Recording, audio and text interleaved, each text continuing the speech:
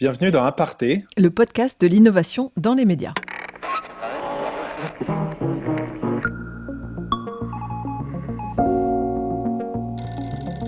Le premier constat qu'on fait très vite, c'est que on s'est trompé en partie sur le postulat de départ. Au début, on se dit on va faire un chatbot qui est très santé ou alors très actu. Et très vite, on voit que la grande question des gens, c'est est-ce que je peux faire ci? Est-ce que je peux faire ça? Alors pour ce nouvel épisode, et peut-être le dernier tourné en confinement total, nous allons nous intéresser à un grand groupe de télévision qui a testé de nouvelles choses sur le numérique en cette période très particulière. Il s'agit du groupe TF1 et des chatbots. Julien Laurent, bonjour. Bonjour à tous les deux. Bienvenue Julien dans Aparté. Aparté, c'est le podcast de l'innovation média proposé par Jinkyo, la communauté des talents de l'information, et samsa.fr, la solution formation des médias et des journalistes engagés dans le numérique. Julien, tu diriges le marketing digital à l'information au sein du groupe TF1. Concrètement, ça veut dire que tu t'occupes beaucoup de la chaîne d'infos en continu LCI et aussi que tu as un regard très tourné vers le numérique. Et c'est ainsi que, juste avant le début du confinement, tu as eu l'idée de créer un robot d'infos sur les sites de LCI et TF1. Tu nous diras si tu l'appelles comme ça. Et alors, avant que tu nous en dises davantage et que tu nous parles aussi des autres innovations en cours sur l'information à TF1, nous allons écouter un petit extrait concocté et lu par le célèbre robot d'Élise.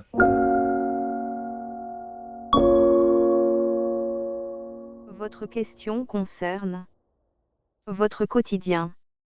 Voici quelques sujets qui pourront répondre à vos questions. Écoles fermées. Toutes les écoles et universités du pays sont actuellement fermées, ce qui concerne plus de 12 millions d'élèves, de la maternelle au lycée, et 1,6 million d'étudiants dans les 74 universités. Alors, Julien, est-ce que tu peux nous expliquer, nous décrire en vrai ce qu'est ce robot conversationnel, comme on dit en français? Comment est-ce que ça marche? Alors, on a été rencontrer une start-up. En fait, comment ça marche? En fait, c'est presque eux qui le diront mieux que moi parce que c'est leur techno. Mais c'est Comment toi ça qui as eu marche l'idée à l'origine. Ouais, l'idée, elle est un peu partagée. Il faut rendre à Olivier ce qui appartient à Olivier. En fait, c'est Olivier Ravanello, notamment, qui a eu le premier l'idée et l'intuition qu'en fait, un chatbot était la meilleure façon de répondre aux questions des gens. Ça semble simple, en fait, quand on le pose comme ça. Mais nous, on était confrontés à un vrai questionnement en tant que média. C'est-à-dire que de l'instant où la crise a émergé, on s'est mis à produire énormément de contenu sur le sujet du coronavirus, du Covid. Et puis on voyait les questions affluer, ça tombe bien, le métier de notre rédaction, c'est de répondre à des questions. Il y a tant de questions, nous on produit tellement de contenu qu'encore une fois on se dit mais comment on fait pour centraliser toutes les réponses que nous on produit, les centaines de papiers qu'on fait, et que ce soit facile pour un utilisateur de pouvoir trouver des réponses à ces questions. Donc, tu dis qu'il y avait déjà cette vision d'Olivier Ravanello. Et puis, un jour, donc, si j'ai bien compris, quelques jours avant le tout début du vrai confinement, tu t'es dit maintenant, on va passer à l'action. Alors, ça se passe quand exactement? On a cette idée un peu plus de 10 jours avant le confinement. Donc un peu plus de 10 jours avant le lundi du confinement, c'est ce moment où j'ouvre LinkedIn et où je cherche le chatbot et je regarde toutes les sociétés françaises, parce que je voulais quelqu'un qui soit près de nous, qui ont une technologie de chatbot et qui serait prêt à jouer le jeu. J'en appelle 3. La première qui répond, c'est Clustar. On discute, on se met très vite d'accord sur un mode opératoire.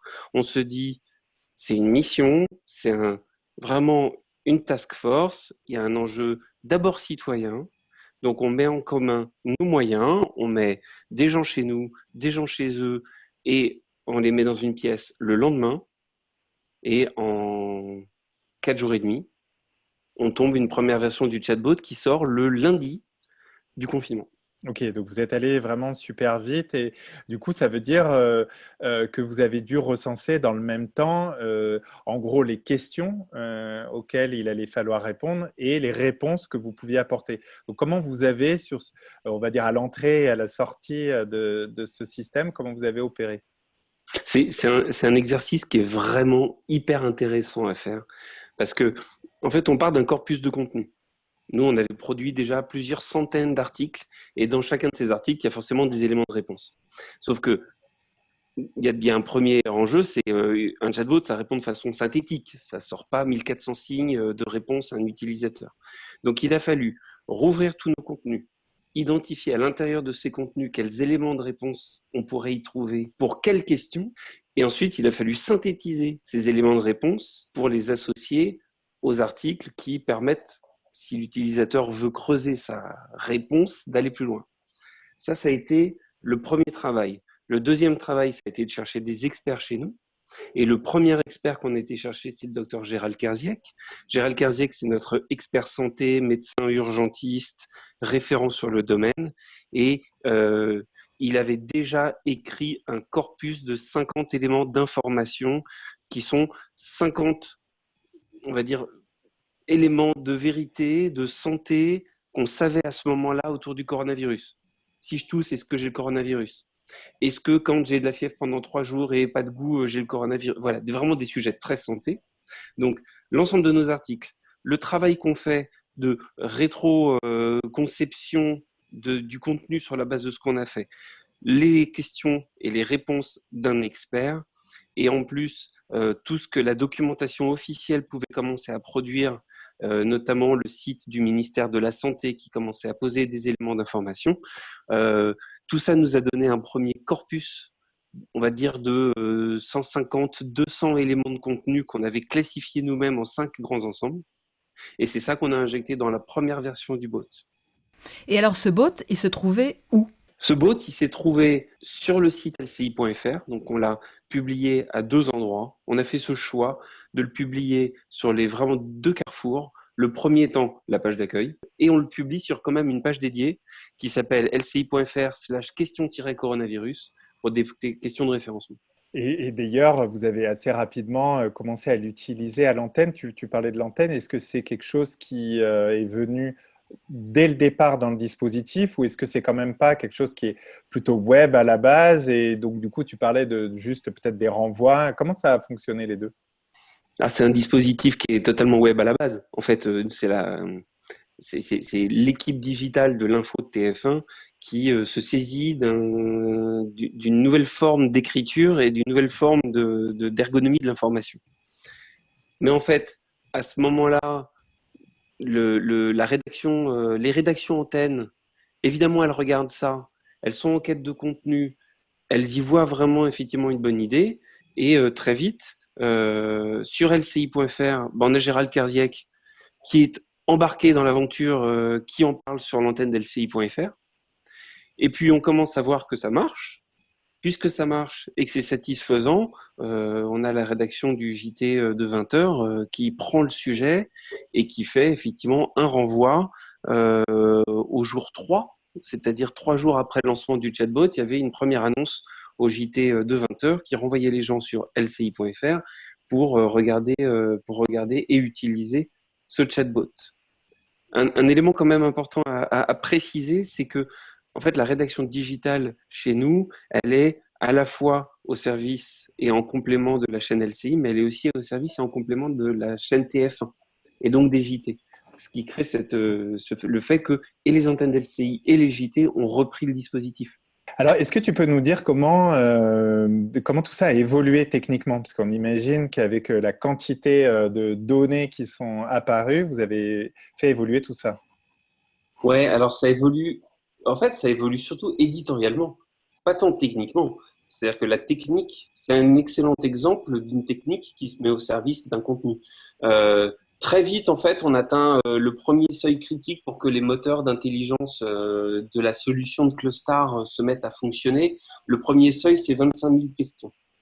Il nous aura fallu qu'une demi-journée pour l'atteindre. Donc, très vite, à ce moment-là, on voit ce qu'ils appellent des intentions, c'est-à-dire vraiment des demandes émerger, des besoins de réponse émerger. Des tendances, du coup, c'est ça ? Ouais, des tendances et puis des ensembles. Par exemple, le premier constat qu'on fait très vite, c'est que on s'est trompé en partie sur le postulat de départ. Au début, on se dit, on va faire un chatbot qui est très santé. Donc, je tousse, qu'est-ce que je fais ? J'ai de la fièvre, c'est quoi les symptômes ?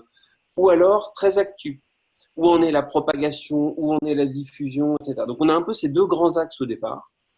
Et très vite, on voit que la grande question des gens, c'est est-ce que je peux faire ci? Est-ce que je peux faire ça? Je suis un parent séparé, j'ai mes enfants en garde alternée, est-ce que je peux emmener mon enfant chez mon conjoint? Et quand Et c'est des voilà. cas concrets, quoi, finalement.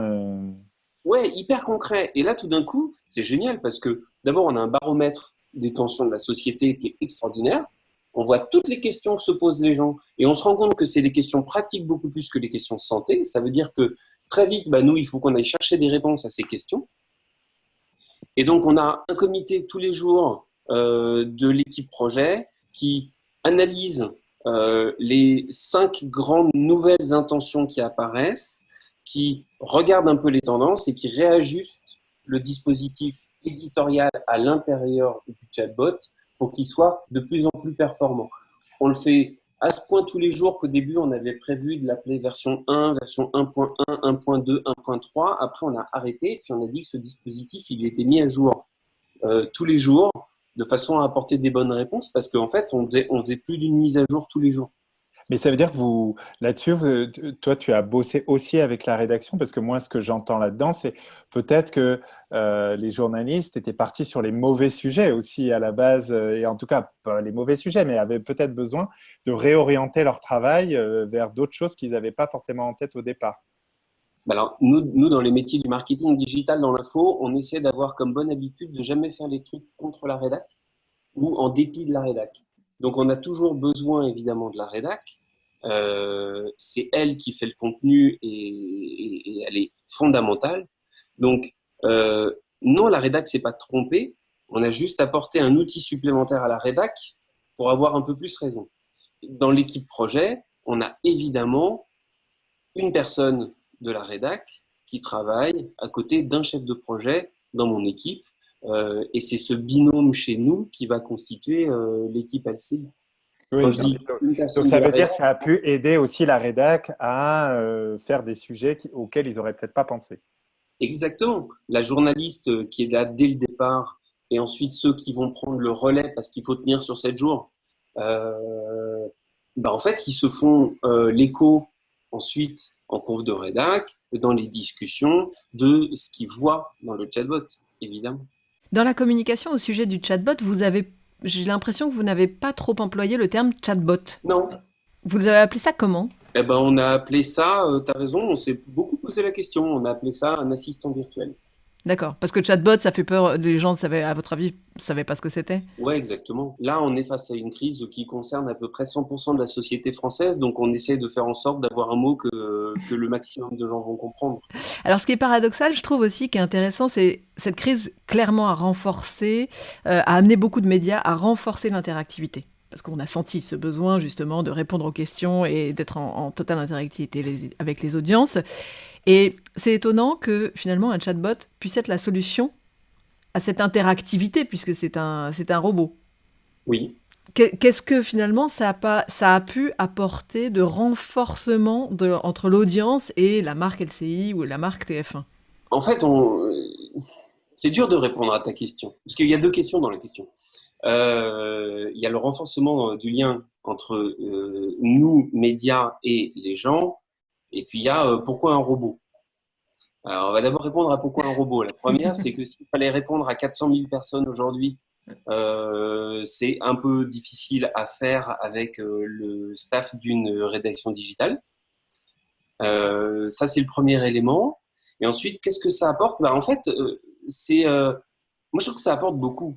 Alors, tu as raison de dire que de plus en plus, les médias ont misé sur l'interactivité. Nous, on a misé sur une interactivité, sur un mode d'interactivité qui est très direct, qui est celui de la réponse directe à la question. Donc, c'est pas la libre antenne. C'est encore plus fin que ça. C'est encore plus précis. On filtrait pas. On a vraiment ouvert grand les bras aux questions des gens en assumant qu'on n'aurait pas 100% parce que c'était une machine des réponses. Mais voilà, c'est une autre modalité. En faisant ça, on a essayé de démontrer que notre vision est de ne pas être un média sachant et dépendant. Donc, à la réponse de en quoi ça renforce le lien à travers cette forme d'interactivité entre nous et les gens, ça renforce le lien parce que on n'est pas un média top-down de sachants qui vont leur expliquer ce qu'ils doivent savoir, mais on va plutôt essayer de comprendre ce qu'ils veulent qu'on fasse pour ensuite construire notre information. Alors au final, vous avez eu combien de questions, combien de personnes qui ont posé des questions? Est-ce que tu peux nous donner quelques chiffres sur les performances de votre robot? Ouais, c'est parti très fort et aujourd'hui, après un gros mois, un peu plus d'un mois d'utilisation, on a quasiment 400 000 utilisateurs différents du chatbot, donc 400 000 personnes qui ont utilisé ce chatbot et plus de 800 000 interactions avec lui, c'est-à-dire questions variées. On est à un peu plus de 2 questions par utilisateur. Donc en plus, avec un vrai taux d'engagement à l'intérieur de ce dispositif qu'on trouve vraiment intéressant. Et qui vous a rapporté de l'audience aussi sur le site, du coup? Pour être très franc, on n'en sait rien. On n'en sait rien parce que c'est un dispositif qui est noyé dans un tsunami, puisqu'on prend tous des vagues d'audience qui sont absolument vertigineuses. Nous, au mois de mars, sur LCI.fr, on fait plus de 100 millions de visites. Donc, on quasi triple l'audience du mois de janvier. Donc, c'est difficile de dire si c'est grâce au chatbot. Moi, je pense pas. Je pense que, par contre, il a fait partie d'un phénomène que nous, on a constaté, qui est la hausse de l'engagement des utilisateurs sur notre site. Donc, globalement, je pense qu'il a participé à crédibiliser notre approche, à montrer qu'on était à l'écoute des gens et donc, du coup, à renforcer, comme tu disais toi-même d'ailleurs, le lien entre nos utilisateurs et nous. Et ça, ce sera plus payant sur le long terme. Quels sont les autres revenus attendus de ce chatbot? En fait, on n'attend aucun revenu en particulier en termes d'espèces sonnantes et trébuchantes. On n'est pas dans cette séquence-là.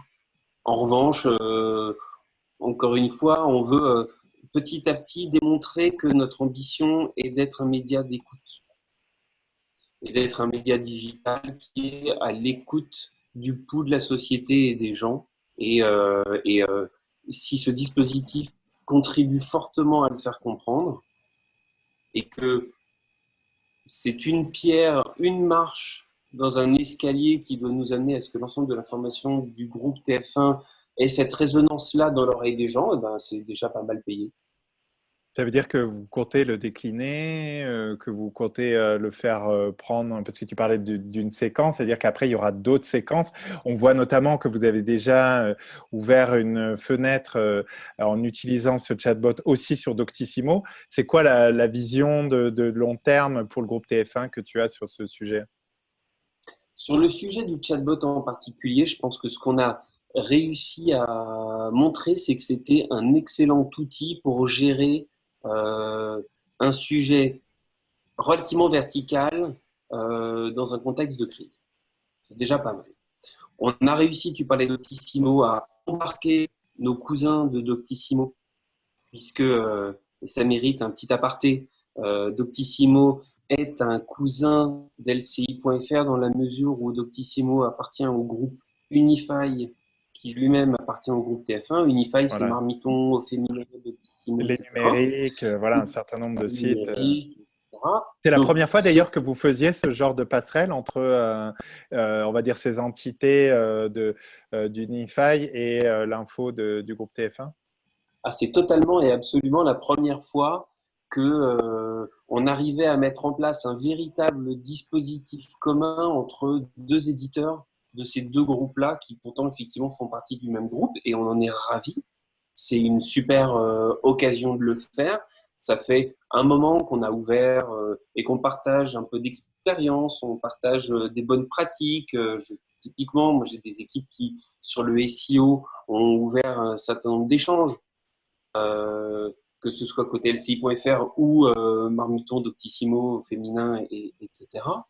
Mais là, c'est la première fois qu'on avait vraiment un dispositif commun, une communication commune, avec un communiqué de presse qui dit LCI.fr et Doctissimo joignent leurs forces pour proposer aux utilisateurs ce service innovant et utile. Oui, c'était la première fois. Et donc pour la suite, est-ce qu'il y a d'autres, comment tu vois les choses sur cette histoire de chatbot? Sur cette histoire de chatbot, je pense que ce sera pragmatique. L'expérience, elle est passionnante. mais elle peut pas être pérenne. Pourquoi pas le maintenir typiquement sur des sujets comme la médiation de l'information, pour essayer de voir si c'est pas mieux qu'une boîte email d'avoir déjà une première réponse tout de suite. Mais je crois pas que ce soit une façon de faire de l'information. Après, ce qui me semble être une façon de faire de l'information et qui est encore une fois un enseignement du chatbot, c'est qu'écouter les gens, c'est une très très bonne façon de trouver les bons sujets et les bons angles. Déployer des dispositifs de cet acabit, c'est-à-dire qui nous mettent en capacité de prendre le pouls des questions des gens. Si c'est pas un chatbot, ce sera d'autres choses. Et on peut en parler puisqu'on a des initiatives qu'on Oui, met en alors voilà, place. justement, c'est ce que je veux dire. Il y a une autre manière d'écouter, mais alors vraiment très, très différente que vous avez lancée très récemment là, sur le site de TF1 et LCI. Ça s'appelle Ma Nouvelle Vie. Et donc, c'est une consultation, on va dire, sur le fameux monde d'après, sur un mode, alors là, d'intelligence collective et ouvert au grand public.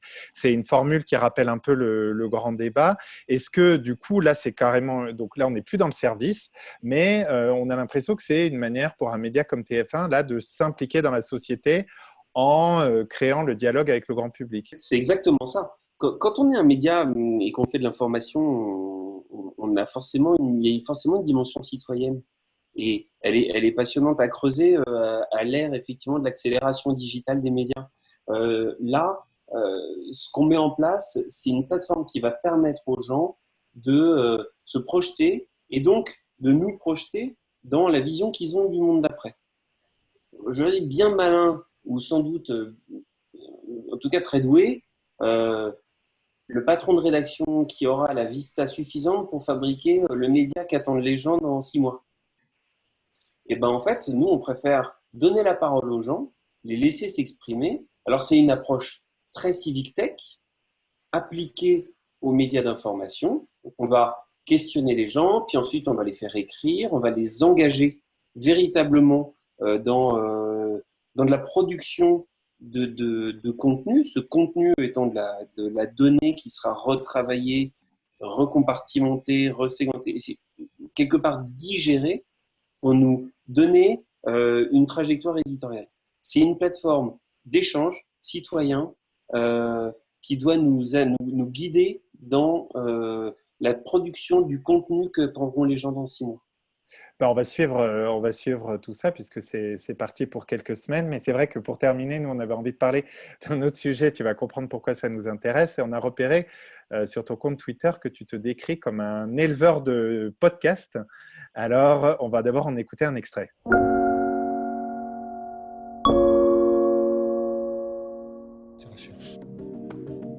29 avril 2020, on déconfine l'info, Cédric Ingrand. Au sommaire aujourd'hui, quand on se regarde, on s'inquiète, quand on se compare, on se rassure. Nous irons jeter un œil sur ce qui se passe outre-Manche avec Alex Taylor, le plus européen des Britanniques, qui nous expliquera comment la pandémie combinée au Brexit, forme une sorte de combo fatal. Pour le reste, désolé, c'est un peu le numéro de la déprime aujourd'hui. Vos vacances d'été, vous risquez fort de devoir faire une croix dessus, même si au ministère du Tourisme, on positive en expliquant que ce sera l'occasion... Alors on vient d'entendre un extrait d'un nouveau podcast de LCI dédié à cette période du confinement qui s'appelle « On déconfine l'info ». Vous avez donc récemment lancé beaucoup de podcasts, soit sur la marque LCI, soit sur TF1. Quel est l'intérêt pour une télévision de passer au son ? Alors c'est quand dans la maison, j'explique le pourquoi du podcast. Je rappelle souvent que dans audiovisuel, il y a audio. Et qu'à l'ère numérique, on peut plus simplement se définir comme un média audiovisuel ou un média print ou même un média digital. Finalement, en fait, on est tous des médias de contenu. Et que le podcast aujourd'hui, c'est un formidable terrain d'expression. C'est pas à vous que je vais dire le contraire. C'est un formidable terrain d'écriture pour une rédaction. C'est une formidable occasion de nouer une relation aux gens. Et que de la même façon qu'on fait de la télé, on a forcément les compétences pour faire de l'audio. Donc, il n'y a pas de raison qu'on s'interdise à faire des contenus passionnants en podcast qui vont engager et toucher des gens qui ne sont pas forcément des téléspectateurs à la télé. Est-ce qu'il s'agit juste pour vous de mettre de la télé en son ou est-ce que vous allez faire des podcasts natifs ? Alors, On déconfine l'info est un podcast natif. Alors, en fait, on ne fait que des podcasts natifs. Et quand on a lancé cette initiative podcast il y a 1 an et demi avec le premier podcast qui s'appelle Impact Positif. On l'a fait vraiment dans l'esprit du podcast natif. Et pour tout dire même, on a complètement bootstrappé le projet. C'était vraiment, on a été chercher 1 heure dans le studio de mixage du JT avec une journaliste pour monter petit à petit ce programme. C'était vraiment enregistrement avec un Zoom H5 comme tout bon podcasteur natif. On a vraiment fabriqué ça comme on aurait pu le faire à la maison. Après, on s'est doté d'une vocation éditoriale, on s'est donné une ligne de conduite, on a multiplié les programmes, on a relativement professionnalisé la production. On fait ça maintenant de façon organisée avec des plannings, etc. Mais on ne fait que du natif. Pour autant, on ne s'interdit pas à terme de faire le chemin finalement inverse des radios. Les radios, elles ont d'abord fait du replay audio et puis elles se sont mis à faire du natif. Et ben nous, on aura appris à faire du podcast en faisant du natif, et puis on s'interdit pas à un moment de mettre des bouts d'antenne en audio, parce qu'après tout, si ça fait du sens, pourquoi pas le faire?